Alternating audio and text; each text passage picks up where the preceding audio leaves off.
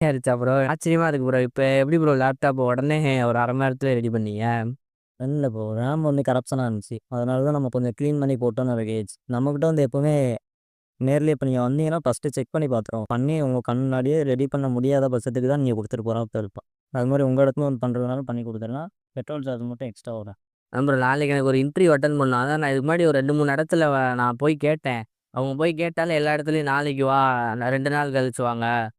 நாங்க பார்த்து வைக்கிறோம் அப்படின்னு சொல்றாங்களே ஒழிய, சார் செக் பண்ணுங்கன்னா, அத கூட அவங்க செக் பண்ணி சொன்னா தான் நம்மளால அந்த சர்வீஸ் அஃபோர்ட் பண்ண முடியுமா? என்ன போயிருக்குன்றத பார்க்கணும். மத்தவங்களுக்கு நமக்குள்ள வித்தியாசம் அதுதான். நம்ம வந்து கொஞ்சம் பார்த்த உடனே இப்ப நீங்க வருவீங்க.